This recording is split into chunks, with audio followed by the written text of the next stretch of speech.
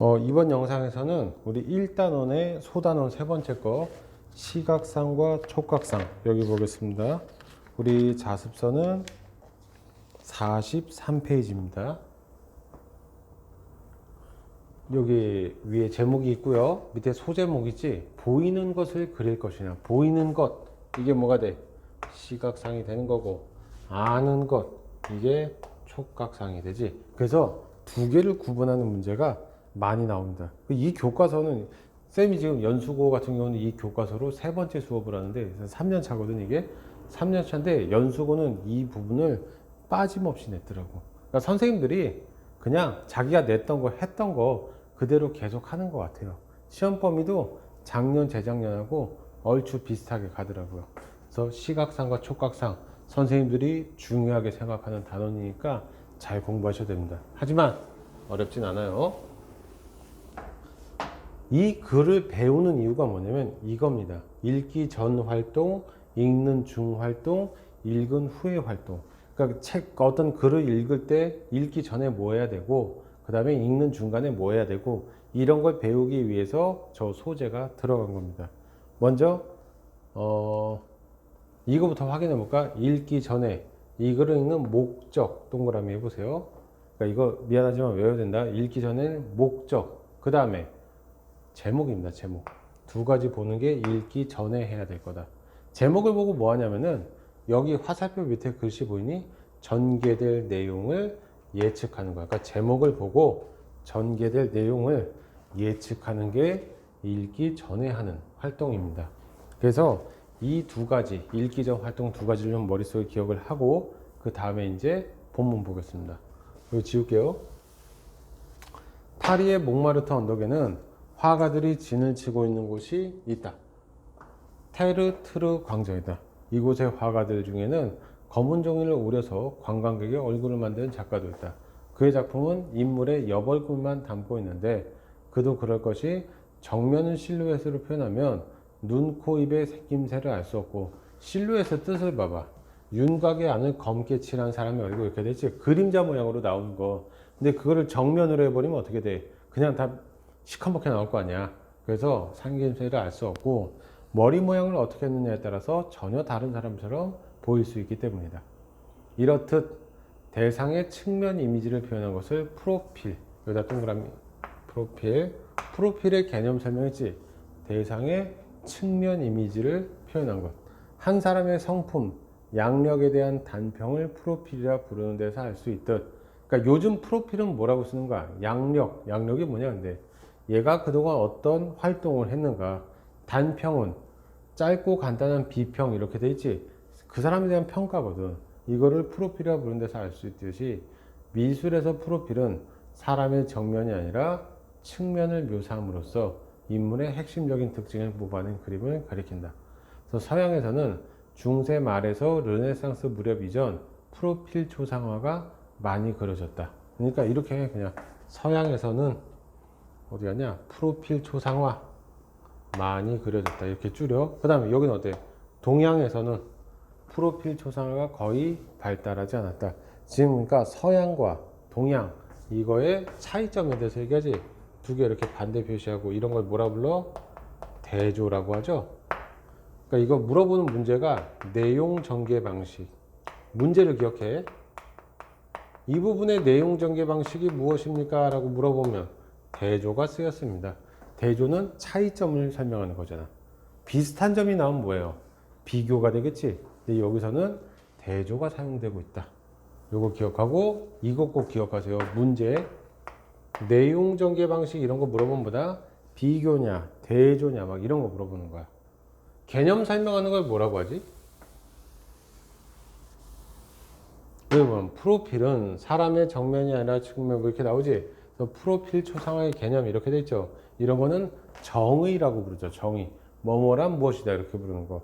그러니까 지금 여기는 내용 전개 방식이 정의, 대조 이런 게 있는 겁니다. 그 다음에 여기 동양, 특히 중국에서는 오히려 정면상이 대상의 인품과 특징을 압축적으로 전해주는 대표적인 초상관리였다. 그래서 조선시대 초상화 보면 옆에 보지 않고 다 앞에 보고 있잖아. 서양에서도 정면상이 그려지지 않은 것은 아니지만 빈도로 보면 중국보다는 한참 떨어진다. 그 다음에 왜 이런 차이가 발생했을까? 라고 물어보는 겁니다. 그 다음 이제 여러분들 빼먹으면 안 되는 게 여기 지금 화면 오른쪽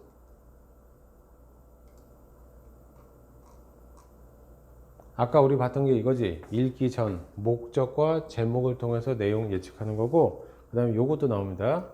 읽는 중. 읽는 중은 어쩌고 저쩌고에서 왜 이런 차이가 나는 걸까 이렇게 나오지. 이거는 뭐야? 글에 나오지 않은 새로운 것에 대해서 의문을 갖는 거잖아. 그래서 요것도 주고 제가 질문을 만들어 읽음. 그러니까 읽는 중 활동의 하나 뭐다? 질문을 만들면서 읽어야 된다. 이 두 가지를 기억하시면 됩니다. 그 다음에 넘기시면 돼요. 44페이지.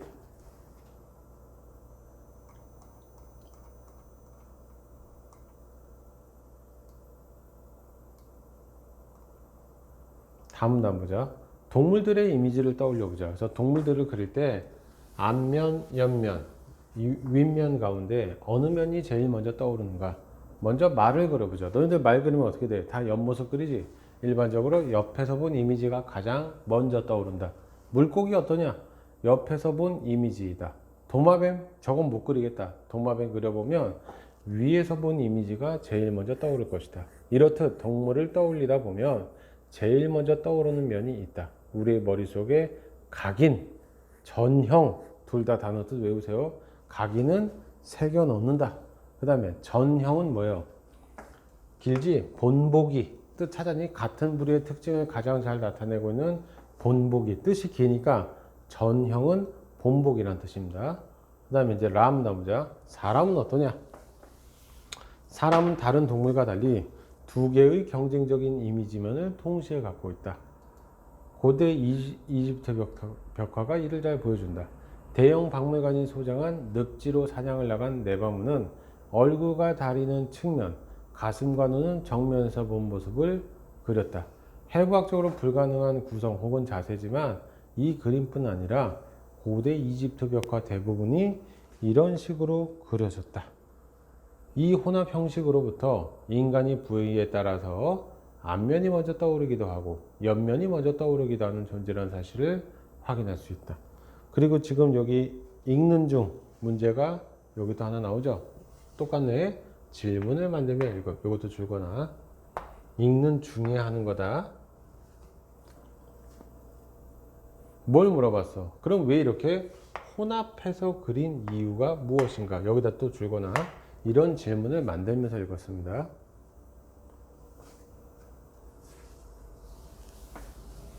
그 다음 단 볼게요.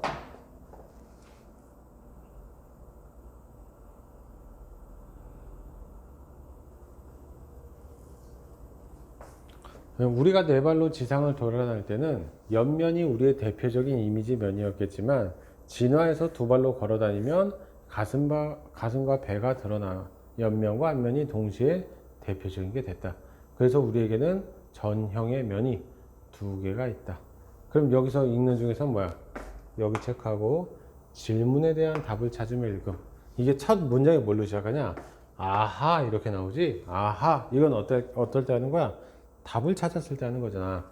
앞에 위에 있는 활동에서 문제 제기했던 게 여기서 읽으면서 답을 찾았다는 얘기야. 그래서 읽는 중 활동 중에서 질문에 대한 답을 찾으면서 읽는다. 이게 또 추가가 되는 겁니다.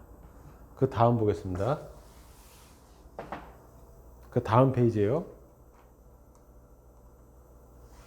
마문단 정면상이나 측면상은 이 가운데 어느 하나를 선택해 그린 것이다. 서양에서 프로필이 많이 그려진 것은 백인과 흑인의 해부학적 구조상 옆에서 볼 때 얼굴 특징이 또렷이 살아난다. 그 백인과 흑인은 눈, 코, 입, 이목구비가 뚜렷하기 때문에 옆에서 봐야지 잘 살아나자. 그리고 형태의 포치, 여기다 적어보세요. 포치. 근데 단어 뜻 안 나오지? 또 읽는 중에 뭐가 나와? 포치는 무슨 뜻일까? 이렇게 나오지? 이번에는 자료를 찾으면서 읽어보는 겁니다. 그러니까 뜻을 모르니까 포치는 무슨 뜻일까 하고 사전을 찾아보면서 뜻이 여기 나오네. 넓게 늘어놓음 이렇게 나오지? 그러니까 이 포치에서는 이 활동을 생각해야 돼. 모르는 단어가 나오면 자료를 찾는 거. 근데 지금 이 읽는 사람은 자료 중에서도 사전을 찾아서 읽었다는 얘기입니다. 그래서 포치의 유리의 정면상보다 얼굴의 정확한 재현이 쉽다.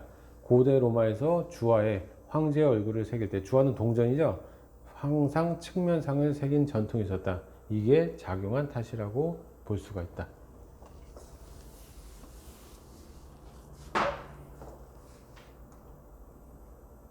그다음 여기 가운데 1에 주로 쓰인 설명 방식 문답법. 여기 밑에 설명 보면 스스로 묻고 답하는 형식 이렇게 돼 있죠. 그걸 네 글자로 뭐라고 하니? 스스로 묻고 스스로 답하는 거. 쌤이 많이 하는 방식이잖아. 수업보다. 그지? 아무도 대답 안 하니까 자문자답이잖아. 스스로 묻고 답하는 거. 자문자답, 문답법 다 괜찮아. 그 다음 이제 뭐 나와? 예시가 나오네. 예시. 그 두 가지가 있다. 그리고 지금 뭐야? 설명 방식 이렇게 돼 있지? 아까는 쌤이 문제 뭐라고 알려줬지? 내용 전개 방식. 그러니까 둘 중에 아무 용어나 다 쓰일 수 있는 겁니다. 문제집 풀다 보면 설명 방식을 물어볼 때가 있고 내용 전개 방식을 물어볼 때가 있어. 다 이런 거 물어보는 거야. 그 다음에 이제 바문단 가겠습니다.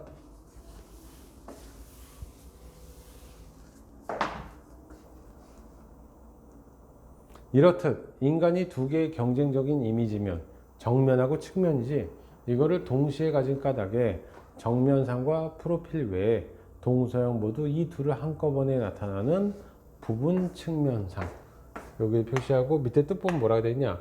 측면과 정면을 동시에 나타낸다 그렇지? 이거를 발달시켰다. 그런데 흥미로운 것은 앞에서 보았듯 고대 이집트 벽화의 경우 그런 자연스러운 방식이 아니라 정면과 측면을 신체 부위에 따라 편의적으로, 편한 대로, 이런 얘기지.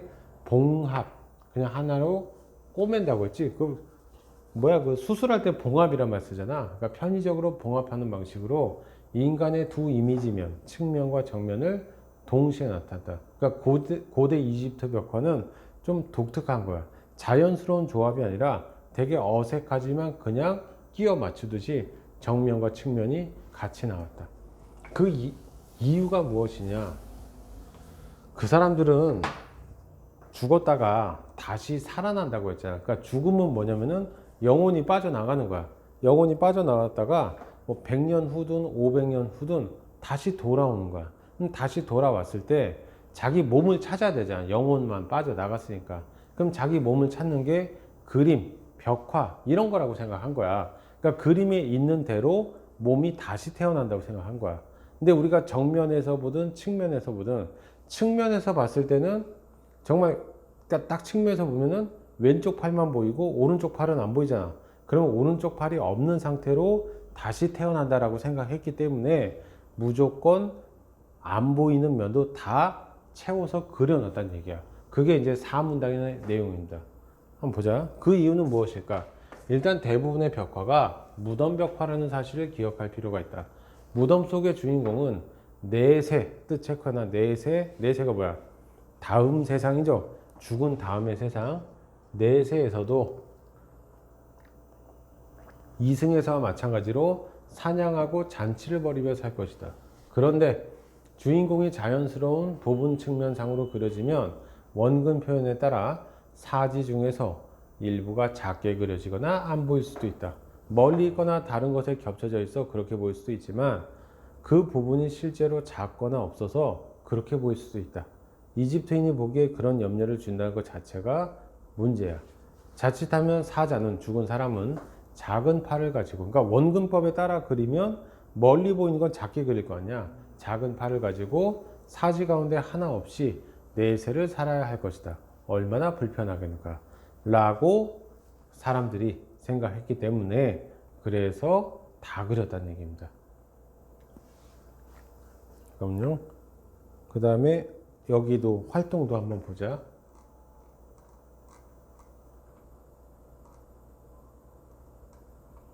요거다, 우리 안 본 게. 고대 이집트들은 영혼 불멸 사상을 가지고 있었다고 하던데, 여기다 주고 가지고 있었다고 하던데, 그러니까 얘가 이미 알았다는 얘기지. 이집트 벽화와 그것과 관련있다. 그래서 내가 이미 알고 있는 지식을 썼기 때문에 배경 지식을 활용했다. 이렇게 하는 겁니다. 그러니까 이거는 일일이 외울 필요가 없어. 아하, 이건 뭐야? 질문에 대한 답을 찾으면 읽음. 이거였지? 여기서도 가지고 있었다고 하던데 내가 이미 알고 있던 거니까 배경 지식을 활용했다. 이렇게 보시면 됩니다. 그 다음에 이제 페이지 넘기세요. 46쪽입니다.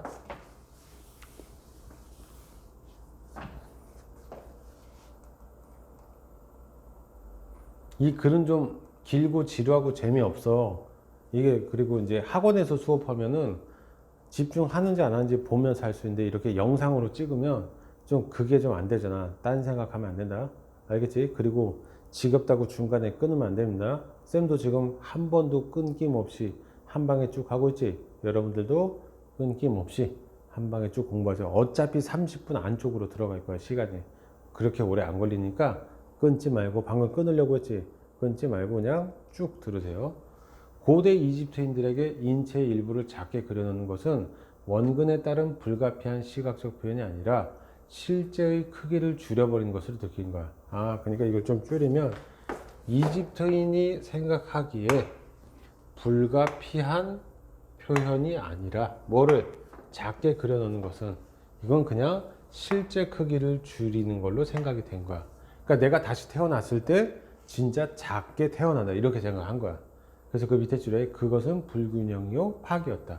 그들의 그림은 기본적으로 시각상이 아니라 촉각상이다. 아까 우리 제목에서 촉각상이 뭐였죠? 보이는 것이 아니라 아는 것이었지. 촉각상 아는 것. 한 번 더 써. 촉각상의 토대. 촉각상은 뭐다? 아는 것이다. 그 다음 이제 자문단 볼게요. 촉각상이란 뭐뭐란 이렇게 하니까 내용 전개 방식, 설명 방식은 뭐예요? 정의 이렇게 쓰면 되지. 여기 뭐뭐란 여기 정의 이렇게 써놔. 여기 쭉 나온다. 촉각적 경험이 가져다주는 이미지다.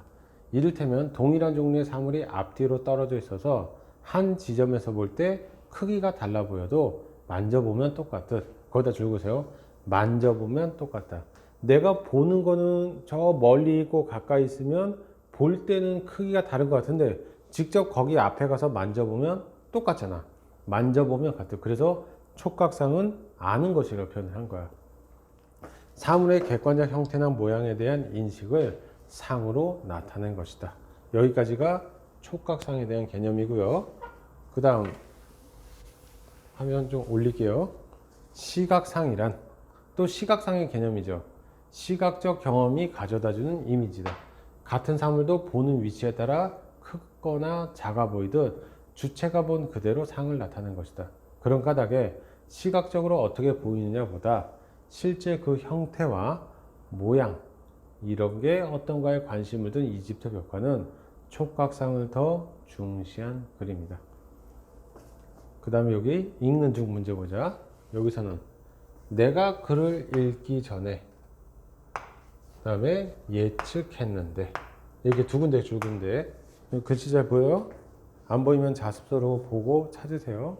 내가 글을 읽기 전에 그 다음 뭐 했어? 뭐뭐라고 예측했는데 그 다음에 그 내용이 여기에 나오는구나. 그러니까 내가 예측한 대로 내용이 맞았다는 얘기지. 그게 뭐다? 예측한 내용을 확인하면서 읽는 것이다. 그 다음에 두 번째 읽는 중 활동에서는 중요한 개념이니 적어두어야지. 방금 시각상이란 촉각상이라 이렇게 나왔었지. 중요 개념을 적는다. 여기잖아. 주요 내용을 기록하면서 읽는다. 이게 다 읽는 중 활동에 들어간다. 그러니까 문제는 이렇게도 낼 수 있는 거야. 다음 중 읽는 중 활동이 아닌 것은 이렇게 물어보는 거지. 그러면 이것만 넣는 거야. 주요 내용을 기록한다. 예측한 내용을 확인한다. 이것만 넣으면 헷갈릴 수가 있다는 얘기입니다. 그래서 묶어서 같이 잘 공부를 해 두셔야 돼요. 그 다음 좀 내려서 보겠습니다.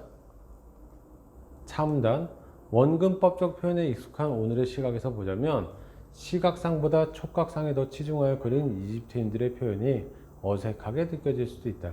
요즘은 원근법의 표현에 익숙하다는 건 뭐야? 시각상에 익숙한 게 요즘 현대인들이야. 근데 촉각상에 치중해서 그린 그 옛날 그림을 보면 어색하게 느낄 수도 있다는 얘기야. 하지만 일반적으로 사람들은 이미지를 표현할 때 촉각상의 기초한 형태를 가장 강하게 드러낸다. 원근법적으로 표현하는 훈련을 따로 받지 않았단 말이다. 근데 우리는 이미 중학교, 초등학교 때부터 원근법을 배웠지. 그러니까 원근법을 배우니까 촉각상으로 그린 그림 보면 되게 어색하게 느껴진다는 얘기야. 그 다음 보자. 일례로 우리나라 민화의 책거리 그림을 보면 책장이나 탁자의 앞부분, 뒷부분 길이가 같다. 이 책가가 앞부분과 뒷부분의 길이가 같다. 이게 뭐야? 시각상이 아니라 촉각상이라는 얘기지. 그 밑에 줄에 건물을 그린 그림도 마찬가지다. 보이는 대로 그린다면 뒷부분 길이가 짧게 그려져야 된다. 하지만 그렇게 그리지 않은 경우가 많았다. 이런 사례는 사람이 사는 곳이면 어디든 쉽게 볼 수 있는 현상이다. 그 다음 뭐죠 이게?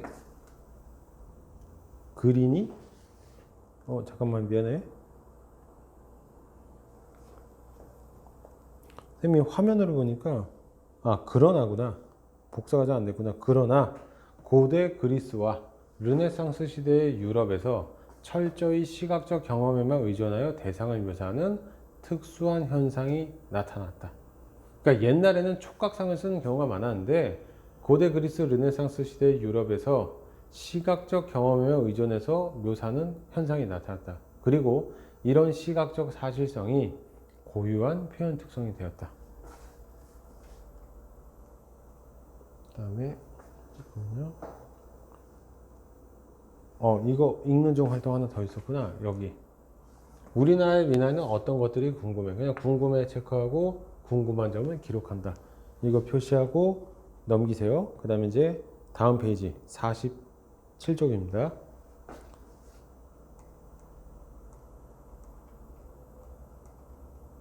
가문단. 이로부터 우리는 보이는 것을 재현하는 것 이전에 아는 것을 전달하는, 보이는 것 시각상, 이제 알겠지 얘들아? 아는 것 촉각상 이렇게 되잖아. 미술의 일차적인 기능이 있음을 알 수 있다. 말이나 글처럼 말이다. 이는 왜 완벽한 시각적 사실성을 표현하는 것이 오직 유럽에서 특정한 시기에만 발달했으며 현대에 들어서는 추상화 등이 나타나 전통마저 무너져 내려오는가에 대한 답이 된다. 이게 무슨 말인지 알겠니? 아는 것을 전달하는 데에 일차적 기능이 있다. 줄이면 이거다. 아는 것 전달, 촉각상이 뭐다? 미술의 일차적인 기능이다. 이렇게 줄여 놓으세요. 그 다음 이제 타문단 볼게. 미술의 보다 보편적인 기능은 시각적 사실의 재현이 아니라 세계에 대한 암과 이해, 느낌을 전달하는 데 있다. 시각적 사실의 재현, 이건 뭐하고 연관이 있는 거야?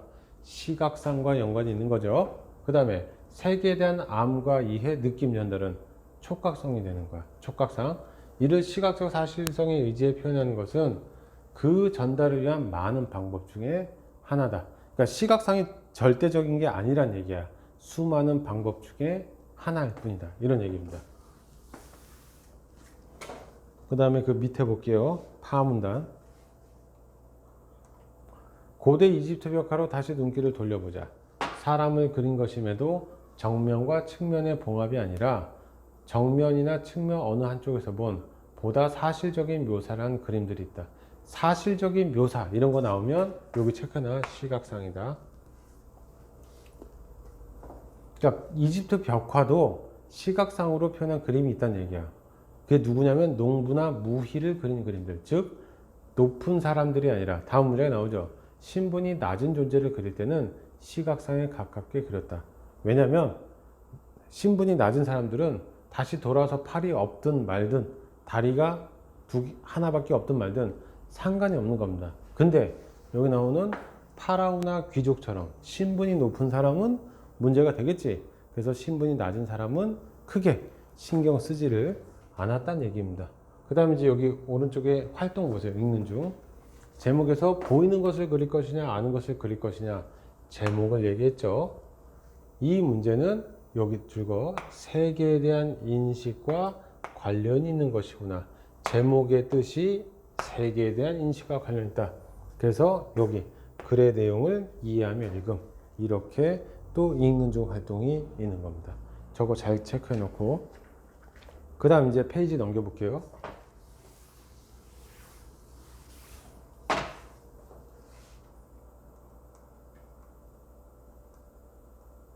뭐였지 이게? 신분이 높은 존재를 그릴 때는 촉각상에 가깝게 그리는 형식으로부터 우리는 이 벽화에 세계의 질서에 대한 고유인식이 담겨 있음을 알 수 있다.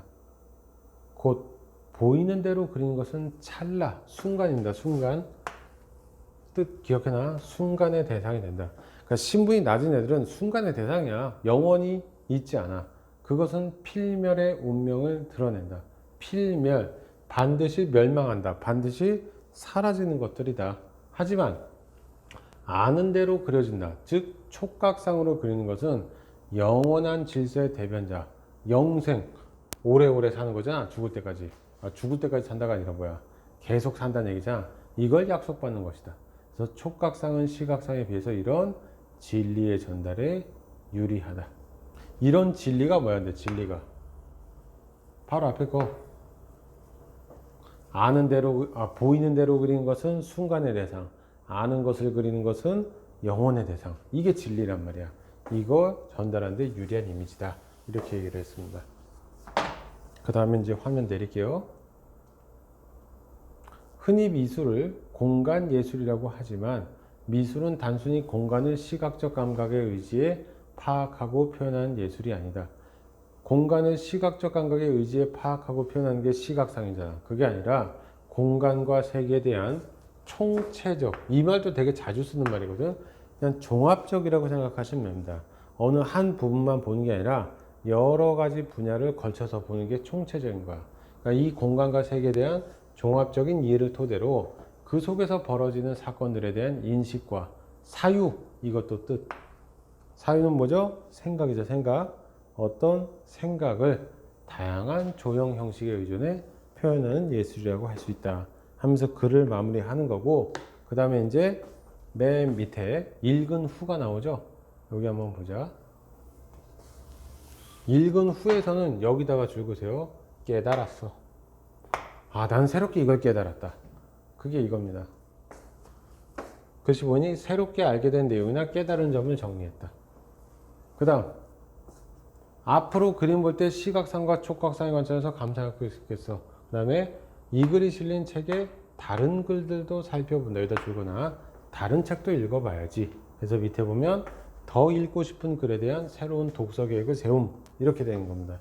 그래서 여기까지 봤을 때 이 글은 뭘로 봐야 된다? 읽기 전, 중, 후 그 활동별로 어떤 질문이 들어간지 보고, 그 다음에 시각상과 촉각상에 대한 전반적인 개념 이해도 하고, 이렇게 보셔야 됩니다. 그래서 일단 오늘 진도 나갈 거 앞에 강의에서는 그거 한 그루 나무처럼, 그 다음에 방금 시각상과 촉각상 이렇게 해서 일단 학교에서 진도 나간 것까지는 맞춰 놓은 것 같습니다.